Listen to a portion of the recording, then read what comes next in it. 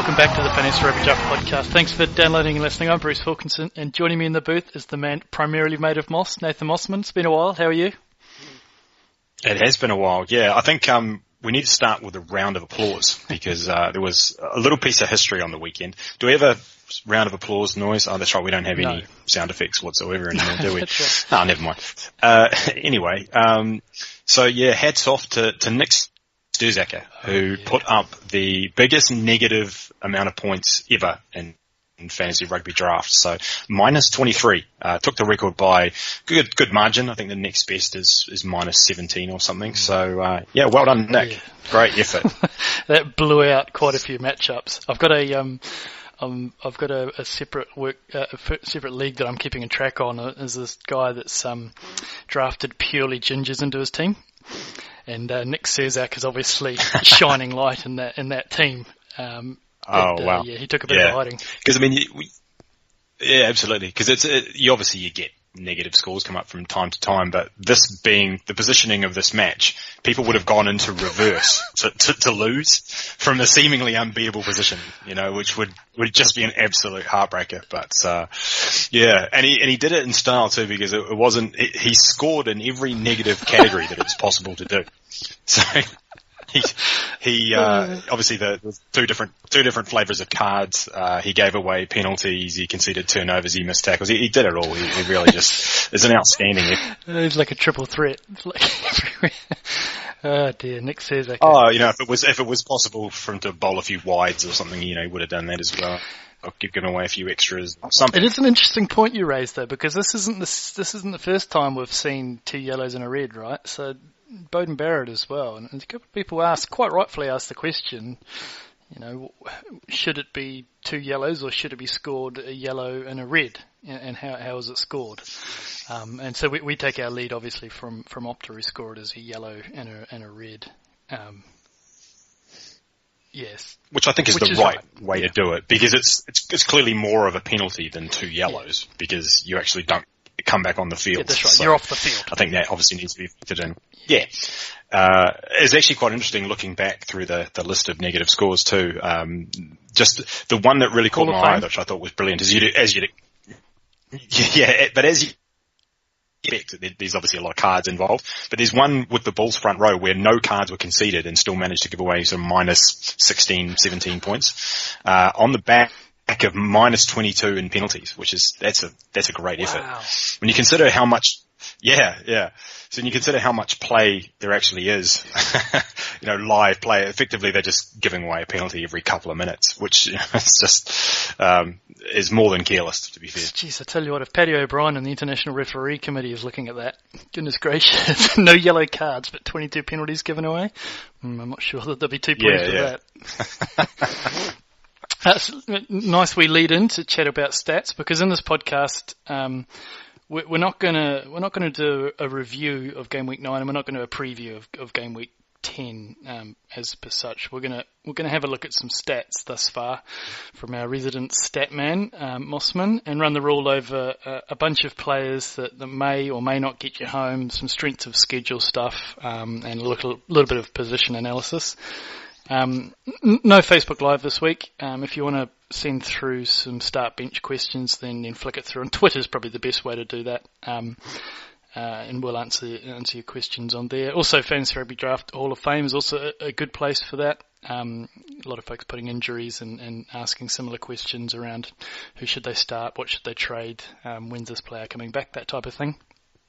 And also, just purely from a selfish point of view, we're looking at, let's go back a step. So a lot of folks have asked us about when are we seeing an app? When are we going to have an app out for Fantasy Rugby Draft? So we're going down that path now, and we figured the best place to kind of trawl for development or app development companies or folks is our managers. They know Fantasy Rugby Draft the best, so why don't we get them to develop it? So if you do have that set of skills, a particular set of skills to be able to create an app, then flick it through your details at support@fantasyrugbydraft.com.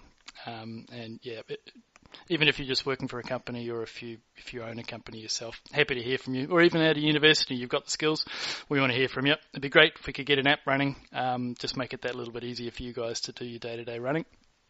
I had a question for you, Mossman. So our schedules haven't married up very well in the last couple of weeks. We've just been ships in the night, if you will, which is actually a bit of a point to apologise to the listeners as well. We're trying to get a bit more consistent, but hey-ho, hasn't been the case. But if I mean to ask you, something we've discussed a while ago, you have Van Rensburg in a lot of your teams this year, if not all of your teams this year. And I don't mind that theory, because had Van Rensburg. Well, that's where I was going with it, right? So I don't mind the theory of owning a player like that and drafting in all your teams, because sometimes if you're in multiple leagues, if you're in too many leagues, you can just be cheering on everybody then, and then you're cheering on nobody. So I think it's good to have certain players that you do kind of push your chips in on, and obviously Van Rensburg was one for you. Now, obviously you can't legislate for injuries, so that there's no knock on the drafting. He was tearing it up when he got injured. But how have you been travelling since? And I guess more importantly for folks out there who may still be in this position, how have you managed to get yourself out of such a devastating hole, or have you managed to get yourself out of a devastating hole? Oh, it's definitely taken a knock on results. There's no doubt about that. But I was fortunate to have a decent backup, and in another league I managed to trade him to someone who didn't realise he was injured. So that was quite good. I actually brought that up I completely forgot about that. That was awesome. Do you want to give a little bit of subtext around that? Well, I mean, to be fair, it was actually somebody who'd said to me, "You've got pretty strong midfield stocks. My loose forwards are pretty strong. Do you want to do a swap?" And I hadn't replied at the time. And in fact, I didn't realise how badly injured Van Rensburg was. I knew he was out for a good while, but I'd actually been away for the entire weekend and didn't know. So I just thought, I just immediately offered Van Rensburg for I think it was Jean-Luc Dupré. Yep. So I guess he just saw midfielder for loose forward, which was what we discussed, and just pulled the trigger. And buyer beware and all that kind of stuff. It is absolutely buyer beware. He got the short end of the stick. But I think one of the key takeaways for that is that if someone offers you a trade and it looks too good to be true, it probably is. Yeah, that's right. It's a motto for fantasy rugby and also for life. But I kind of agree with you in the respect of that was couched to you. If you're going out knowing that Van Rensburg's injured and you're fishing, and you're trying to get something for it, then I think that can be a little bit mischievous, and I certainly don't promote it myself. But if you're being offered it and you're not aware of the extent, then obviously that person needs to do a little bit of research. I think because it made me think, well, what's the difference between when you go into a draft and there's a whole lot of injured players coming into the draft? You don't tell anybody that they're injured, but you're quite happy to sit there through the draft and watch somebody else draft them all without saying anything. Yep. I mean, what's the difference? Yep, it's that weird hazy moral line that fantasy rugby draft pops up every now and again, isn't it? I totally agree. Brings out the worst in people, yeah. She sure does. All right, cool. So that's probably enough of a little bit of admin for us. Let's get into what we're here for. Where do you want to start, Mossman? Yeah, well, we've crunched some mad stats. Mad stats. No doubt. Yeah, and going back to some of the previous theories that we've had, and one of them that we like to bring up from time to time is front rows versus the Sunwolves. Mm-hmm. And there actually is credence to that one. That one is a strong contender. So Sunwolves easily the front row. The team that concedes the most points to front rows. There's actually quite a significant gap between them and the second team, which happens to be the Reds. So playing a front row against the Sunwolves is actually a real thing, and does have. You'd sort of expect them to be sort of right up there in all the categories, and to be fair, they pretty much are. They lead a couple of them. The Reds also up there. The Sunwolves actually, incidentally, the category that the best in is conceding points to outside backs where they don't seem to. So I guess when you can just sort of run through the middle of them, there's just really no need to pass. So yeah, thank you, Matt Faddis.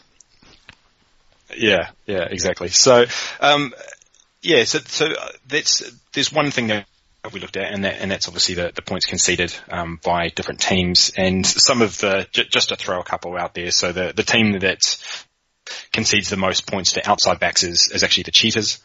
In the midfield, it's the Waratahs.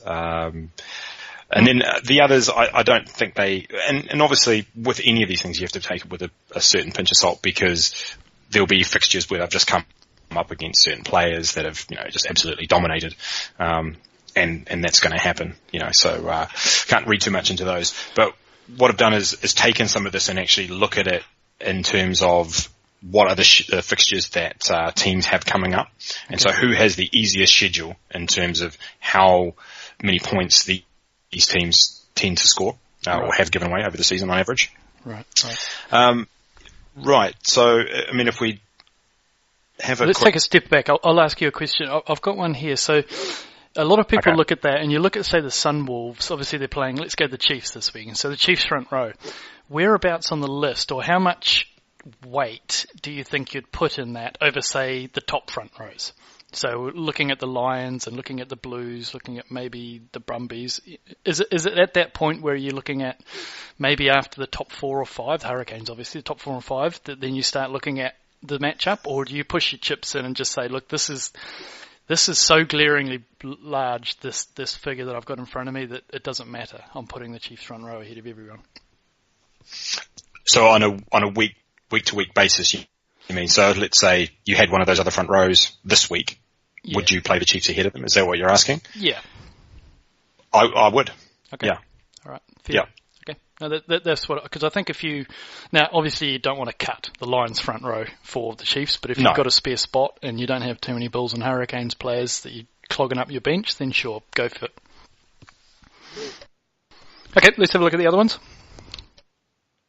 So, as it happens, it's the Crusaders that actually tend to be at the bottom of all the categories in terms of points conceded to those positions.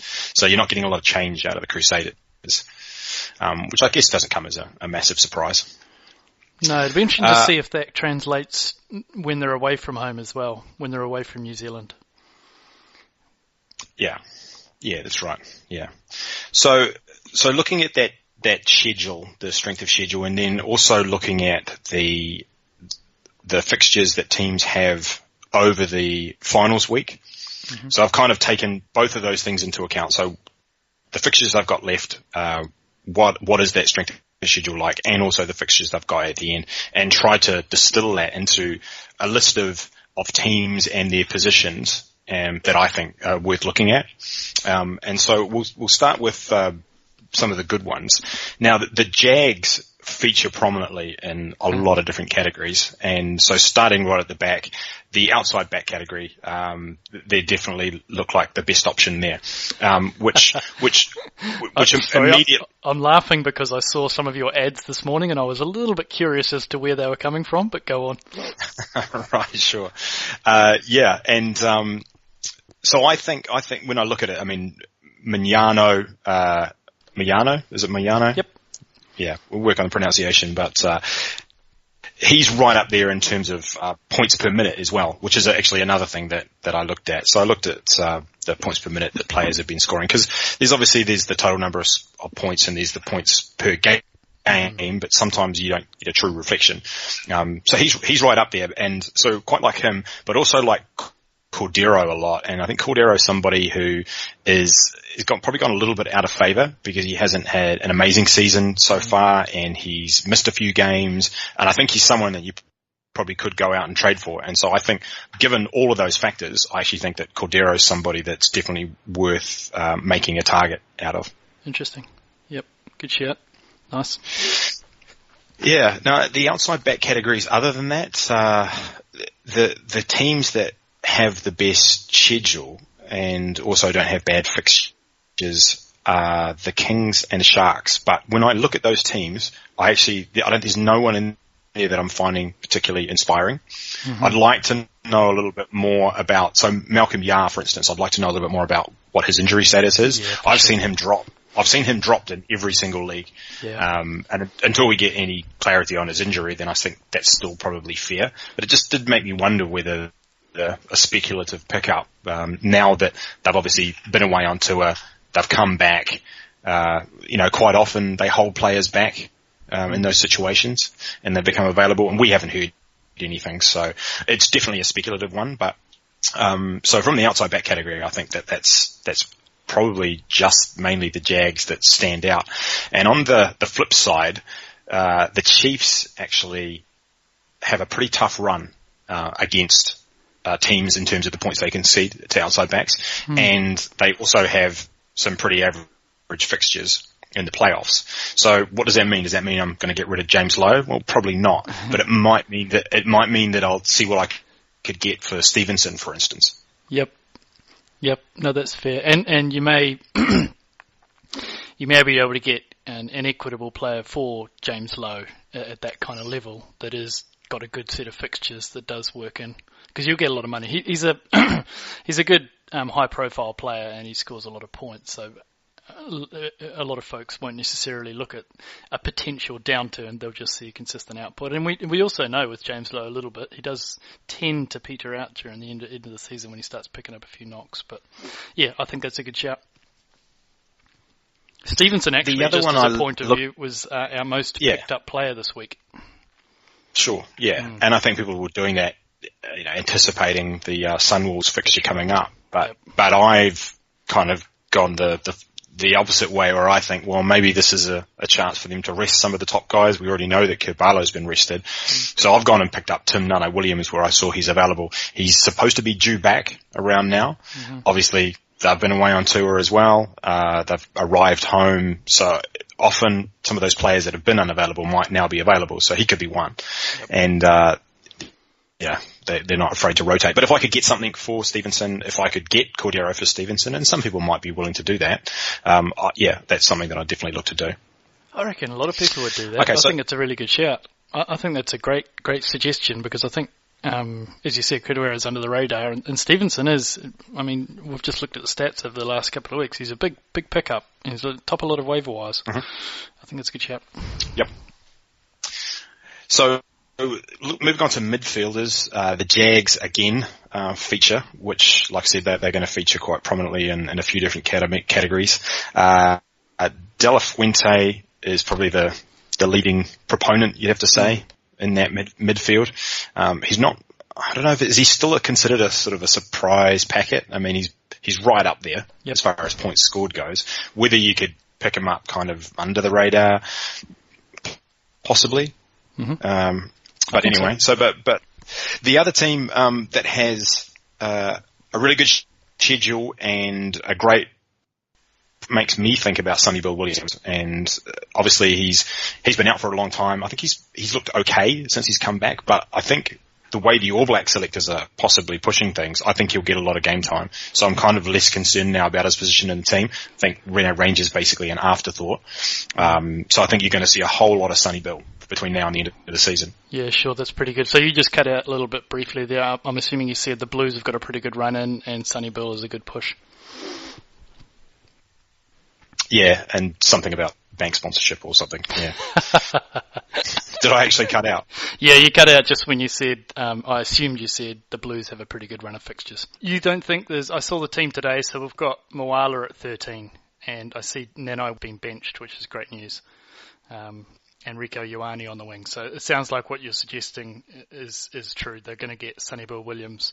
And we know Shag likes to have a lot of things and a lot of pies in these New Zealand franchises. So I suspect what you're saying is actually happening right now. He's having a chat to Tana and saying, look, I think it's in our best interests for the Blues and for the All Blacks to see him have a consistent game time. That's right. Yep. And then there's the fixture against the Sunwolves in the final, potentially. So, I think Sonny Bill definitely a good target. On the flip side, well, actually, the other team that has similar sort of run is actually the Chiefs. The Chiefs midfield have got a pretty good run. So when I'm looking at the flip side to this, the midfields with the tough runs are actually the Crusaders and the Hurricanes. So at this point, I think Arso is probably almost untouchable. I don't think you'd really want to give him up, to be honest. But Tamanavalu, maybe. I think I'd look pretty seriously at Tamanavalu for Sonny Bill, maybe. Crusaders have a really tough run in the finals, by comparison. So if you're in that position, possibly not a bad shout there. Yeah, so they missed game week. They missed the second leg of the semi-final, and they play the Highlanders in the first leg and the Hurricanes away in the last leg. And if we we all remember last year, the Crusaders Hurricanes match that killed a lot of Richie Mwanga Etel owners matchups and seasons because of it, purely because the Hurricanes came to town and just walked over them. Yeah. So, moving on to fly halves, once again, my favourite team, the Jacks, and Nick Sanchez has actually scored pretty well on a points per minute basis. He's missed a few games. There's suspension. I think he's had some injury. Started one game on the bench.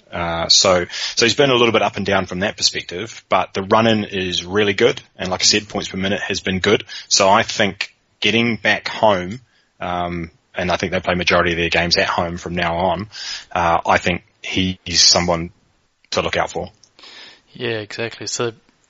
their semi-finals are the Kings and the Waratahs.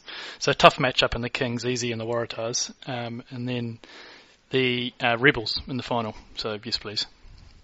Yeah, you'll take that all day long. And the other one, and it's partly because obviously these teams don't have buys in the finals, and that's the Stormers. And Robert Dupree, I think is another really good option. And their fixtures, as far as teams that concede points to fly halves, also really strong in the playoffs as well. So it's not just looking at the names and saying, oh yeah, that's an easy matchup.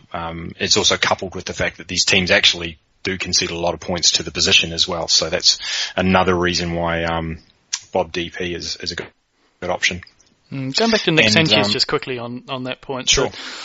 I agree. Nick Sanchez, great run of fixtures. Is, in your mind, and this is probably looking a little bit too much in the tea leaves, and we probably shouldn't speculate too much, but is there any concern at all that maybe he's not going to be the starting fly half and the magician is going to do a little bit of, because they've been screwing around with Iglesias, and you're right, there is a bit of injury and there was a bit of suspension, but I don't know. I still think it is the balance of probability says Nico Sanchez is going to be that fly half, certainly when it comes to the business end, but I'm a little bit worried that they've been tossing around a little bit with him and Iglesias.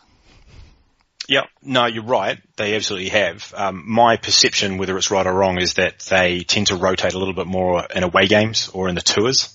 Oh, yeah, they leave players behind or send them home early or switch people around, and I think they'll be a little bit more consistent possibly in the run-in with fixtures at home, full squad to pick from and so and possibly because they could be in the running for a playoff spot, which they wouldn't have been, well, they definitely weren't previously. So reading between your sun leaves, looking at the Sunwolves name, reading between your tea leaves then, are you saying that away from Argentina, Nico Sanchez is up in the club listening to Nelly's Dilemma? I'm still thinking about these sun leaves though, and maybe that's a more appropriate name for the team. Yeah. So as autumn comes, they just kind of blow away or something. I'm here all week. Yeah. Anyway. Okay. So anyway, yeah. And on the bad side, I guess you could say, for fly halves, Cruden has quite a tough run of fixtures, including obviously missing a game in the semi-finals. That's an interesting one. It's sort of tough to get rid of, but you also, you occasionally do worry about the goal kicking, going the other way. It hasn't happened, but because I think the people that drafted him, like I have been pleasantly surprised to find him kicking the goals, and maybe selling high on that isn't a bad option, considering that it could change at any time. Where do you think that Cruden sits into the Lions All Blacks frame? Because in my mind, I think there's the odd player that is going to be on a bit of a pitch count, and I wasn't sure if Cruden might be one of those players as well, because he hasn't really been rested thus far. Certainly not to the extent of some of the other players that are around him. But where do you think he fits in? Well, I did wonder whether he'll be rested against the Sunleaves, actually. That was probably one of the games where I just wondered whether that's where they'd take the opportunity to do that, and where we might see a little bit of the Beaver at 10. But, yeah, obviously that's just speculation. We're not particularly keen on trying to guess what the coaches are trying to do. But, I mean, he's obviously a factor for the ABs. There's no Sapawanga, so we can kind of discount that. Yeah, so that's just another, I guess, a little bit of uncertainty which you can add into the equation. So is the stats that you're looking at, do they break down which part of the next kind of 6 or 7 games are difficult for Cruden? So, because the reason I ask, because they're at home in semi-final against the Waratahs, and then the final at home against the Brumbies, and they obviously missed the second leg. And they're so-so matchups, I would have thought, probably middle of the road, but are there tougher ones leading into the playoffs that is what's got you concerned? Yeah, so the next 2 games are actually quite good. Sure. I'll just double check that just so I make sure that we're looking at the right position. Yeah, okay, so, well, actually, no, that's not true. The next game obviously against the Sunwolves is the good one, and the rest of them are all relatively poor. Right. So it's actually the next game almost on its own that's giving the value. They're tough. He's actually got, in 3 weeks' time, he's got the toughest possible fixture you could have, which I don't actually know who that's against, but I can quickly check. Crusaders are in there. Okay, that might be what it is then. That would be my guess. Don't they go to Fiji or something at some point? Yeah, so weeks, all those fixtures from that week on are actually relatively difficult from a fly half point of view. Right.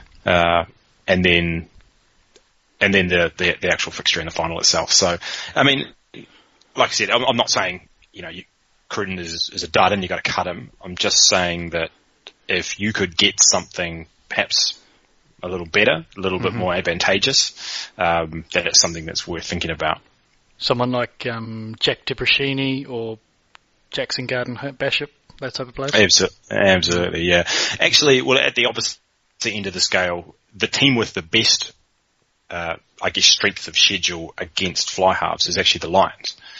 So, would you take Yankees, for instance, over Cruden? Well, based on this, you might actually consider that. Got to be happy with the Lions, Sunwolves, in semi-final League One.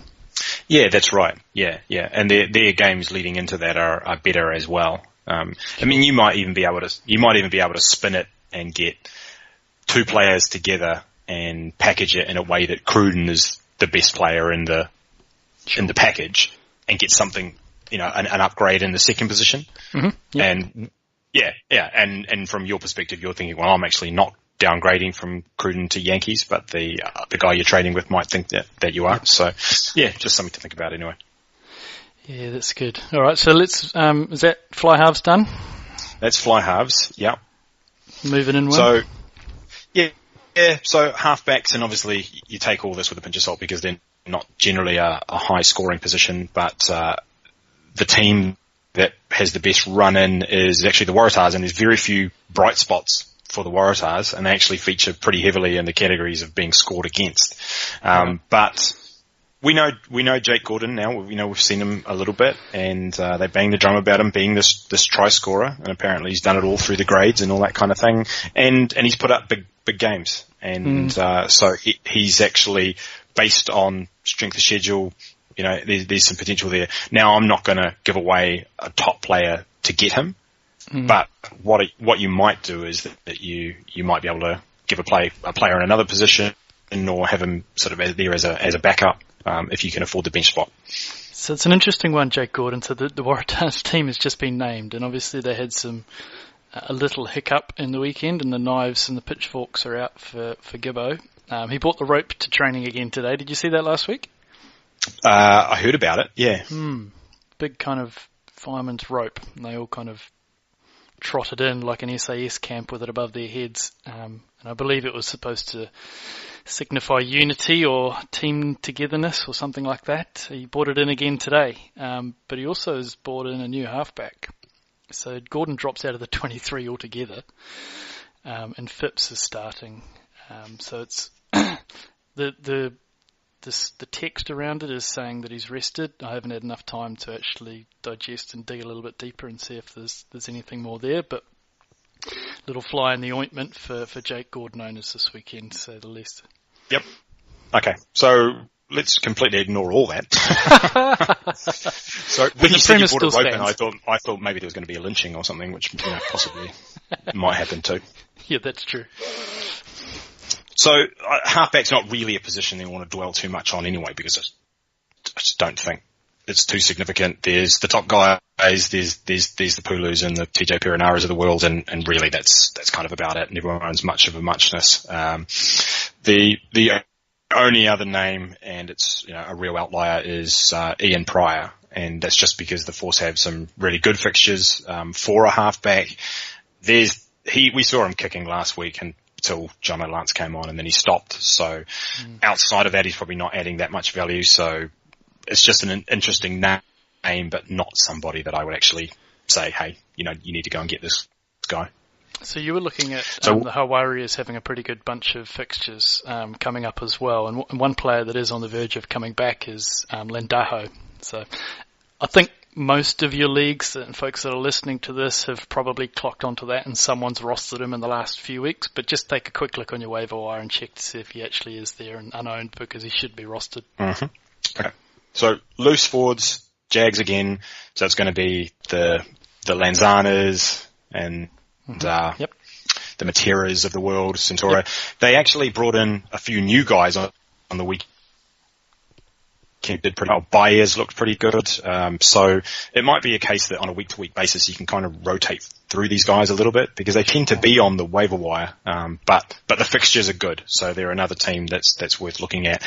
And the other one is the Sharks, who have good fixtures for loose forwards, and that brings the Jean-Luc Dupreez of the world back into it. And he's obviously a known quantity and has scored quite highly, so I don't think you're going to be able to get away with a lot there in terms of trades, but he is someone that I've seen kind of not rated particularly highly anyway. So so there's that option. And I think also with him, but they had some difficult fixtures that people were trying to do buys, and they had to cut that third loose forward. So he is around every now and again, but I think you're going to battle to find it. His brother might be someone that, as you said, with the Hawaii players like the Baez and those guys are players that you could be spot plays each week. Dan Dupree, if he's starting, not too bad as well, I guess. Yep. And on the flip side to that, the Chiefs and the Canes actually have quite tough fixtures, but that obviously, we're not recommending that you get rid of Artie by any means, but hey, I suppose everybody has a price, right? So it might just depend a little bit on what you could get. I have seen Artie change hands for other types of players, so it's always a possibility. And Chiefs loose forwards, I don't think there's any standouts. I think a lot of people start Sam Cane expecting a little bit more than what they're getting, and I think the same thing for Messam, more trading on the name. So if you are riding with those two guys, I'll probably start taking a look at some of these other players, having a look at the Jags players. They're generally available, so it might be a better option there as well. Yeah, I guess on the loose forward topic as well. So Yako Creel's out for 4 weeks as well. So probably keep an eye on maybe to a couple. By the time this comes out, you'll know who's taking that position, whether it's Ruan Ackerman and they're switching around, or whether they're going to go Quagga Smith at 7. But they're on tour in Australia and should be able to get some value out of that. Now, clearly you're not going to cut Yako Creel, but we talked about how good their fixtures are, minus the fact that they miss actually a game in game week 16. The other two fixtures are fairly good. Yeah, and by the time you listen to this, chances are the news would have got around, but Jerome Kano out for 4 to 6, I think. Definitely, undergoing going under the knife, Akira Ioane starting at 8 this weekend, so he's obviously got a golden opportunity to have a run of games. I saw him on the waiver wire in one league this week. Mm-hmm. I own him in 2, and I've been sitting on him all season, hoping something like this would happen, because we know what it means when he gets run. And in the points per minute stakes, he's another player that's right up there, but just hasn't been getting the minutes. So, if you listen to this and he is on the waiver wire, well, chances are he's already gone, but, have a look anyway. Yeah, a couple of weeks ago I was looking at Highlanders and Blues players to draft into my team, and Akira Ioane is one that I just couldn't stretch to, because I was trying to have someone like Sopawanga and Landaho on my bench at that time. But he is someone that, looking at the Blues fixtures and even going away in South Africa, I suspect he'll put up quite a few points, and that's a really good shout. And if you've held on to him, congratulations, because I think you're going to get richly paid off in the very near future. So at the lock position, not another position that doesn't really deserve a lot of conversation, because it's generally quite low scoring, but 2 of the big name locks coming into the season are the Stormers locks, Peter Steff and Etzebeth, and they haven't really pulled up trees, haven't set the world on fire, but they are, the fixtures they've got coming up, are actually pretty good. And I think they've fallen so far out of favour that at one point I actually did see Peter Steff on the waiver wire this week. And somebody obviously snapped him up, but that's how far I think they've fallen in a lot of people's estimations. So I think when you consider how good they have been in the past, Peter Steff was outstanding last year, and the fact that they've got these fixtures, then I think it's somebody that's worth looking at again. So, hey, if they're on the waiver wire, go and grab them. Peter Steff also playing flanker this week. So definitely go and grab them, and even if you could sort of get them on the cheap, then I think it's something worth looking at as well. Yeah, let's look at those semi-final matchups, and they kind of light up, don't they? And they've got the pedigree. Yeah, that's right, absolutely, yeah.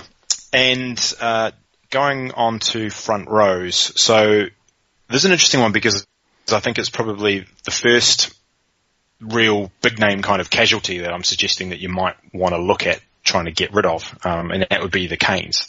Tough run of games.